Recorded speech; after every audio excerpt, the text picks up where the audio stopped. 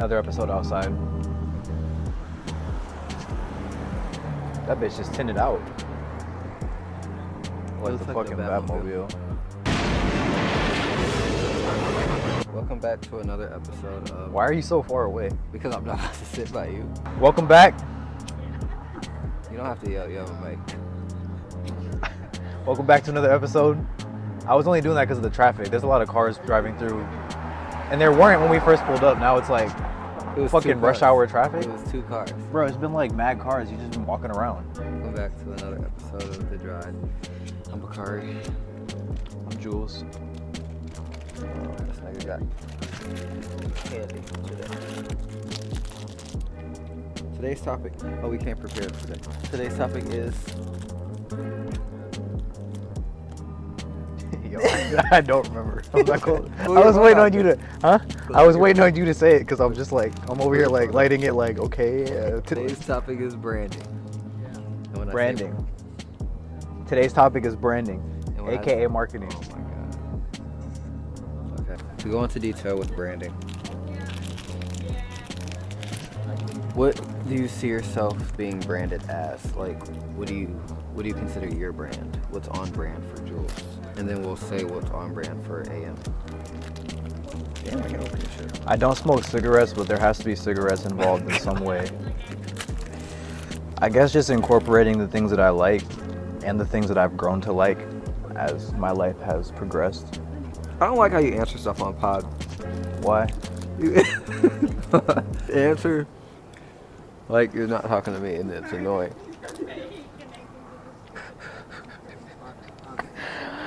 Okay.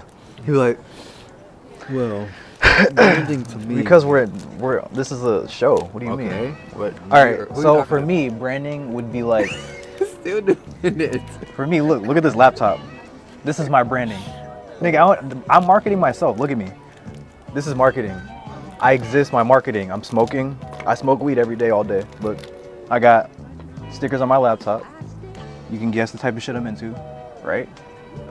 Like, what do you mean, branding? Give me a better example so then I can like have something to piggyback off of, like ricochet. Okay. What the fuck did you just say? That's not a French word. Ricochet is the one. Mucha lucha. Oh my god. Ricochet for mucha lucha. Bakari as a brand is a Casanova-esque, Playboy-esque, I would say, music-wise,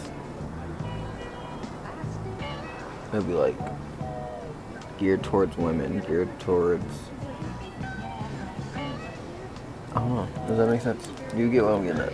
Yeah. And then the yours truly comes in, like I start saying it randomly, like a Hallmark card, and I start like making fun of it. And then I was like, well, it has a ring to it, like yours truly, Bakari. Like it's like marketable. Like you can see it on hoodies, you can see it on t-shirts. So Bakari as a brand,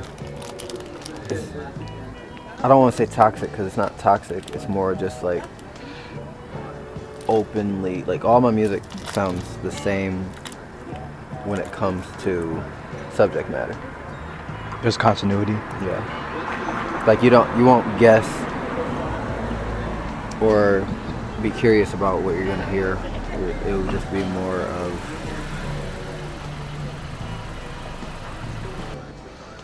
for AM. It's more animated, more free. Like I feel like it's a More playful. yeah. I don't like the word playful. What do you mean? But yeah. When we're talking creativity, you can use words like that. That's the only time you really can. I don't know, the music style is different, the subject matter. So the energy is like, I feel like is higher. Okay, Yeah. The way that I look at your music as the Bakari is every song except for Water. And do you count Amway as a Bakari song or an AM song? It was a Bakari song, but it was featuring Jules because we didn't have AM at the time. Okay, so besides Water and Amway, every song is very somber in terms of like the vibe and like the production. It's just like I guess sadder sounding in that way, more winter-y. is what I get the vibe from listening to it. Like you could play all your music in the winter. You know, like The Weeknd or like, you know, Frank Ocean. I feel like, whereas like AM shit, I feel like because we've been making it in the summertime, has like more of like that summer, you know, spring summertime vibe. AM is like an outlet for me. Like it's more a of creative outlet. Yeah, it's like, okay, now I can express. Bakari is more like the shit that I would write, because all my writing style comes from poetry. So Bakari is more like life experiences, poetry turned into music, versus AM is like, oh, I'm having fun, like I'm writing music to perform. I guess the stuff that I've been writing for my stuff, for my solo stuff, is more like that too. It's more like, like it's not braggadocious, like how the AM stuff is. The perspective is more like focused in on me, or like my experiences with other people, or how I look at things, or like all that shit. So it's kind of a way to like give you a glimpse on, like, I guess, how my brain works. But for AM, the same way I'm using it as like an outlet is for like visuals on AM, and on my side is all like as a, I'm looking at the visuals as like a way to showcase what type of film stuff I could do, essentially. Okay, so do you feel like yourself as an artist is a good portrayal, or a good view of yourself as Yeah, because it's honest. So just off the strength of that, yeah, like it's not. But to the same extent, like, I understand what you're saying, like it's a part of you, but do you feel like it's a great representation of who you are? Like the shit that you rap about is... Yeah. Yeah, it is. I don't agree for Bakari. I feel like it's a amplified... It's one part of your life, though, was what I'm saying. Like, so you rap about one part, or you sing about one part of your life, one thing that you experience, a certain specific type of experience that you have that have to do with other people, versus like you by yourself with your thoughts. I would say, okay, so Bakari is more like journal entries. Okay. Like Bakari is more of what you can expect from a song is whatever the song is titled. Like it's like I title my journal entries whatever I'm writing about. Like recently I've been titling them to myself, like I'm writing to myself, but now it's more like of an expression of, okay, I turned this like experience into a ballad. I turned this experience into a hook, which led to another experience that turned in the hook that I had from the previous experience into a song. You know what I mean? Like, it builds off of each other.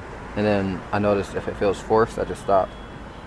And if it flows, then it's meant to be recorded. It's meant to be put on paper. It's meant to...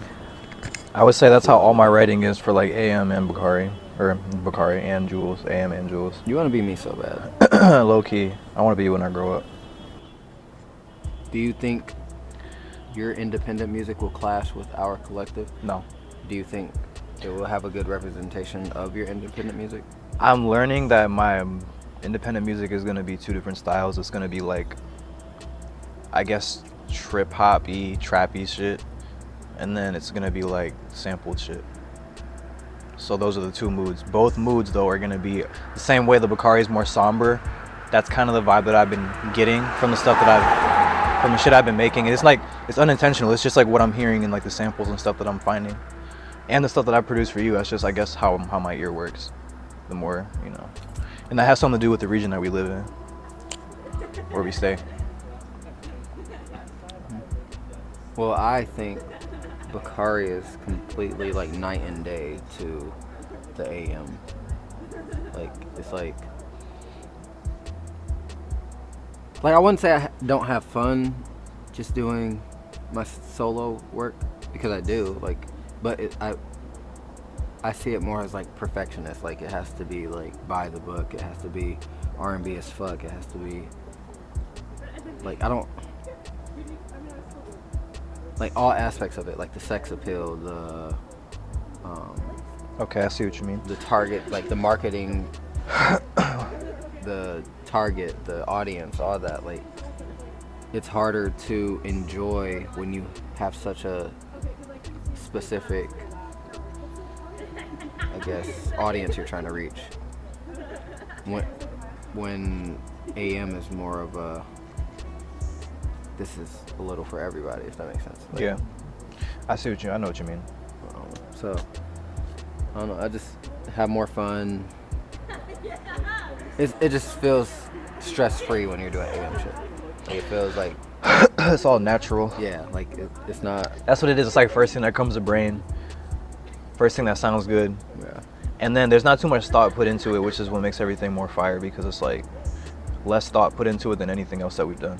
But you would think, like, hearing songs like Paris, hearing songs like Love I know Me, niggas take forever, and you need a team of people to make songs like that. yeah. But like, we were sitting there, fucking around. Like, you were making the beat. We went on a little smoke break, and then I was just fucking around with ideas. Like, hey, we should go shopping in Paris. And then, you know what I mean? Just small things like that. But like Bakari, it takes me weeks to actually write a song. Like, and then everybody thinks they get a song about them. So then, sometimes it'll be a song about somebody that I don't even want to give that power that they have that song. You know what I mean? Like, I know what you mean. I don't know. AM feels like I can sing about anything, and it's not even a singy either. Like, it's not hard for me because I'm just having fun. Like, It's more vibey. yeah, like energy based. I don't know. I always said if it feels like it's turning into a job, then I won't want to do it anymore. Like, if it takes the love out of it. But realistically, if my job is to make music, to be an artist, like, if I'm looking forward to getting paid for performing, getting paid for being a creative, then I can't be mad at the process that comes with it. I can't just expect the glitz and glamour, the laissez-faire life. I have to expect the shit that comes with it. I'm not gonna lie, I already know that we're gonna be able to sustain ourselves once shit starts to pop off, because I enjoy being in the studio and in that creation setting more than I do. Like, I'm gonna be looking at everything that we do is like, oh shit, we're gonna be able to get content for this, like, for this type of shit, for creative shit, because that to me is a more comfortable environment than like just going out and just. I noticed that's been my thought process lately too. Like, oh, this is a good content idea versus someone telling you, hey, you have to get content. My second nature now is, oh, this would be a good spot for content. Like, if I see something. Yeah. And before I started actually doing music, I didn't realize how much marketing and all the outside of recording aspects were involved. Like, recording the music is 10% of it. The rest is marketing, performing. Might be 5% now. Low key. Yeah, TikTok made it like It's fucked up. I mean, honestly though, I'm glad that we're having fun doing the content shit, because if it was like, I used to be so against it. that bitch clean. I used to be so against social media, so against TikTok, so Same. against. But then once you see that that's the platform, that's the new SoundCloud. That's the new. You can also, like, I'm looking at it like as another way to create our own world, like visually. I don't want to be seen as, okay, same with when I just started. Like, when we first started music, I didn't want to be seen as a SoundCloud artist, so I made sure my shit was on Apple Music, Spotify, no matter what we had to do to get it. Yeah, you always gotta be like all streaming platforms. Yeah. Yeah. But there are people that are okay with just, hey, I got SoundCloud, go check out my shit. Like, they'll drop that day off. That's cool and all, but I didn't want to be one of those because I didn't want to be labeled as a SoundCloud artist. And then now it's TikTok. I don't want to be labeled as a TikTok artist. I don't want to blow up from TikTok. Have that 3 seconds of fame, not have the media training, the artist development, none of the stuff that actually comes with it. Because that's where you see people phase out when they don't have actual backgrounds or actual. Don't nobody want to be on the shade room talking about this nigga don't know how to perform. Y'all like his song so much. Look at how this nigga. Look at his stage presence. People be forgetting that's the big part of it. Like, they think they could just stand on stage and like karaoke rap, just stand there. But no, that's a lot of ground to cover for one, especially the bigger stages. Like, you got to cover enough ground. You got to try and make eye contact with niggas. People don't even try to pay their dues anymore. Like, you used to have to open up for other artists. You have to pay to open up, then start getting paid to do small gigs, and then that's when the South by Southwest comes. That's when the like People are trying to skip those steps and be in Lyrical Lemonade or I feel like that came with niggas like Summer Smash and all that shit. like niggas not really caring about who came before them anymore and paying respect to like their elders and being like, it's me, nigga, fuck them old niggas. It used to be the people that were already on would reach out to the newer artists. That still happens. Features. Niggas just don't be like. Yeah. They'd be like, nigga, I'm on the same level as you. Like, what? You're not. Though. And it's also like, you're not my daddy, nigga. Yeah, that's fair. I ain't trying to hear that shit. Niggas are dumb. Imagine Andre 3000 reaching out to you and being like, I want to put you on some game. And you just like, old ass nigga. That just reminds me of the... Go play a flute, old ass nigga. That just reminds me of the... What do they say? Take the 50,000 or... Oh, the dinner with Jay-Z? Jay-Z or the... What the fuck is that nigga going? What if he's not in the mood to even talk about that type of shit that day? What if he just like, I'm not really feeling that. What if he got shit going on with his kids or some shit? He want to talk about that. And what if you paying for dinner? But then, okay, to that point, why do people care so much about a name? Especially if they don't fit the category. Like, if you're a country singer, why would you want to meet with Jay-Z? I would say instead, hey, can I meet with your team? Can I meet with the people that your marketing team? Can I meet with your A&R? That's another. Well, people are just now, I feel like, getting into like the behind the scenes shit with like not even and stuff. Like you would think they are. You only think that because you are an artist. Yeah. We're just now getting into it. I'm talking about like engineers and shit are getting more like, you know, of a following. Like there's engineers that got like 100K followers. Because people be behind the scenes so long, and then they even have to market themselves, and the niggas just sitting there at the desk mixing shit. They don't even produce the shit. They just make it sound pretty. You know what I mean? Yeah. Like, not all of them. Shout out Piano Boy. But you know, the ones that don't play instruments and shit and can't contribute good ideas, and you know, might make their shit like they might mix your shit. Like imagine getting an old ass some old white nigga, right? And he listens to Pearl Jam and he tries to mix your shit to sound like Pearl Jam because that's what he likes. Yeah. And it don't come out the way you want. That's a big thing too. Taste has to matter with them. But the whole well, who's your manager? Who's the person that be filming all your shit? Do you know any videographers? Do you know any like photographers? Do you know any like producers? And that's why a team graphic designers. So do you think, getting back to the marketing topic, do you think the team has to represent you? Yeah, hell yeah. Okay, because one thing that Gilly and Wallow always say is 100%. Make sure that you find somebody that knows their role, like role players. And knows when to start filming. Knows. That's so big because ego, like you have to have an ego death before working for somebody else, if that makes sense. Like you literally have to. I'm capturing what they're. Like you're not capturing for yourself. You're not saying, oh, this looks good for me. You're capturing for, oh, this aesthetic. This person would thrive in this. Like if the end goal is the same, and you champion one person to make that end goal the end goal, then why are you worried about what people perceive you as? Right? Like you have to embody and see that. And that's so rare to find, especially here. This fucking whack ass place is like crabs in a fucking barrel. Like you need help. It's crabs in a barrel. Like everybody here cares so much about what everybody has going on that they don't even know what they have going on themselves. Shit pisses me off. That and like if somebody was to be on your team here, they're gonna eventually want to be in the front. They're not gonna like want to like play their role. Let's talk about dating. When it comes to dating, and we could be as vague as possible. Okay. When you like, how do I word it? Do you see yourself dating someone and still being in the industry? Like, yeah. You don't have to say something like you can see yourself being committed to one person. I feel like what does that entail? I feel like people being like, man, there's so many, like the idea of what's out there, and then once you finally see what's out there, you're gonna know what you want. Think about how many attractive people are married to nobodies.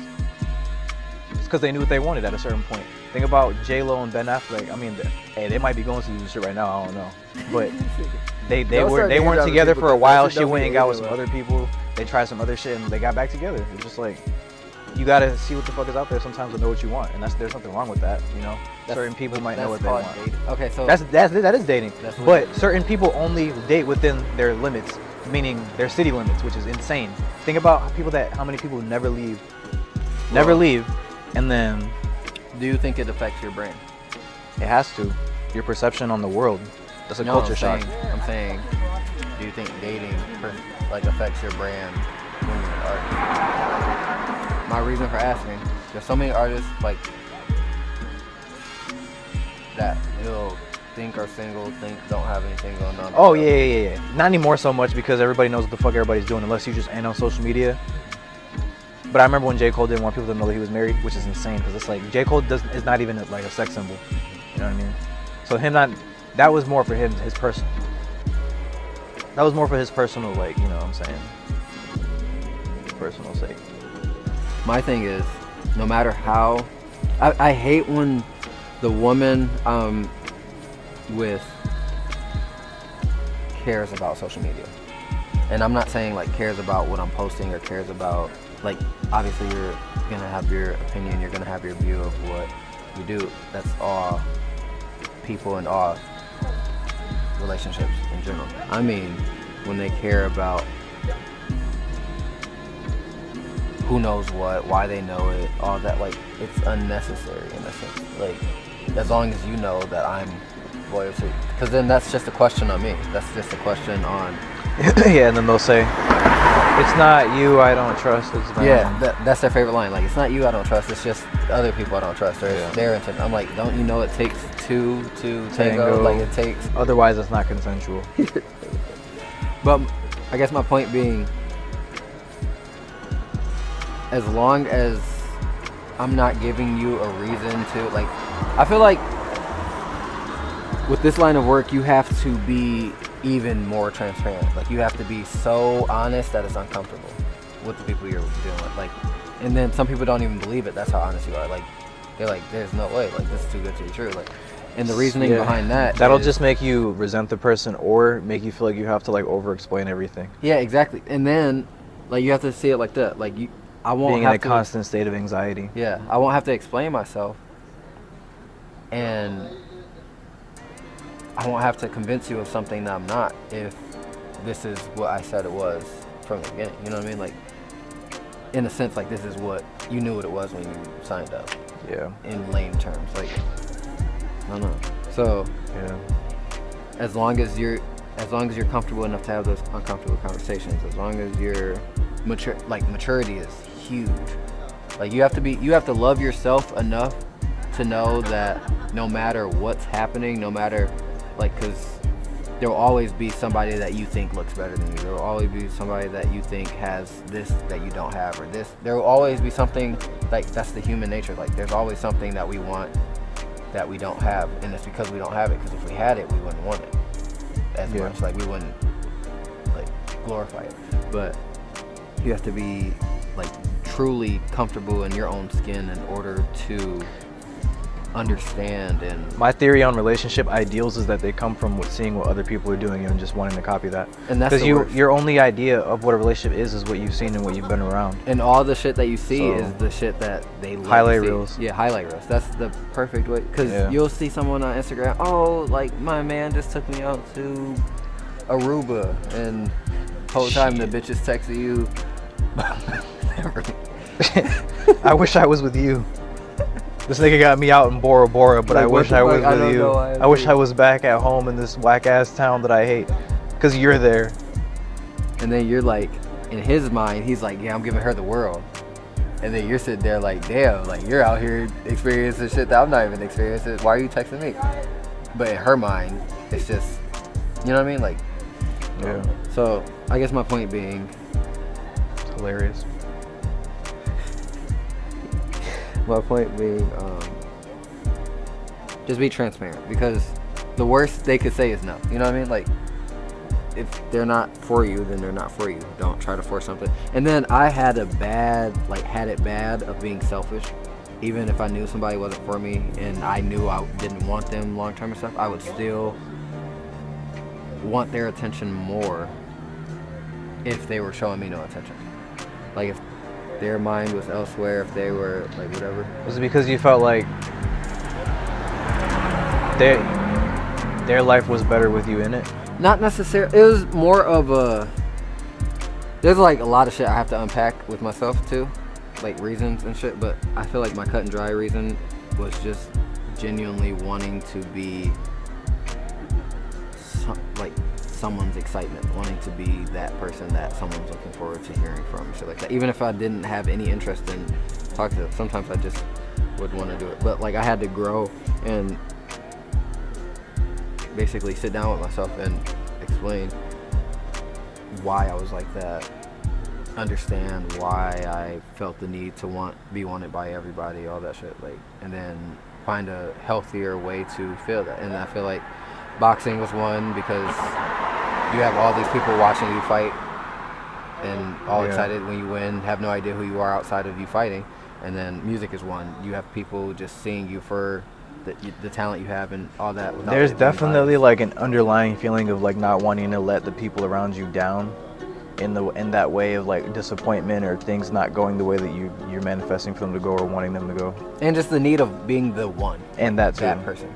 I mean, yeah, because that's going to come with more headaches and more responsibilities and less free time, less you time. I've seen it like people pleasing firsthand. people. Yeah, and it's also like it becomes people will start to resent you if you don't give them what they want. Yeah. So what were we saying earlier? Like I said, you don't hate me. You just hate that I don't love you the way that you love me. Or the way you want me to, like the idea. I've had people where like the idea of me when we first got in the relationship wasn't what it ended up being when it got to that point of us either living together or just taking it more seriously, and then now they're trying to like force you to be like the version of them that they want you to be. All that to say, marketing doesn't necessarily mean everything that you see is who you are. Like at the end of the day, music is still a business. You're still trying to sell. You're still trying to promote. It just depends on what you're promoting. And then you could be a completely different person. Like Charleston White. He has a whole persona. Yeah. But he's actually intelligent. He's actually calm as fuck. Yeah, like he's actually not that. He was like, he even said on Yachty's podcast, he said, y'all didn't pay for animated, like outgoing, like y'all didn't pay for that costume, right? Y'all paid for me to come here and be me. So I guess this episode was more of an informative, more of a understanding of who we are versus who we're letting people perceive us to be.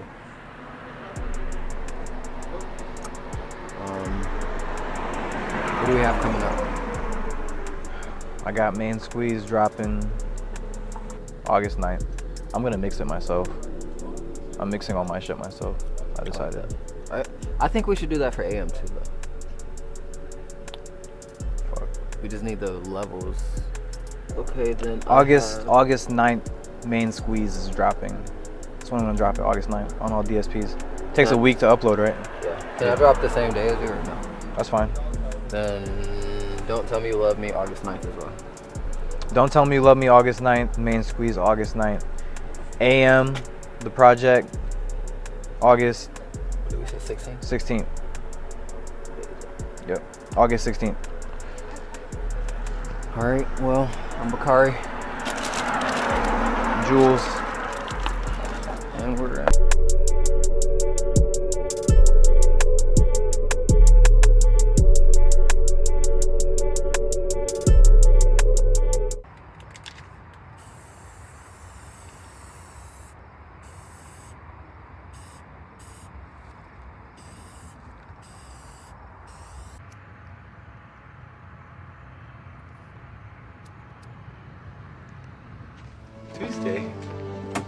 Tuesday.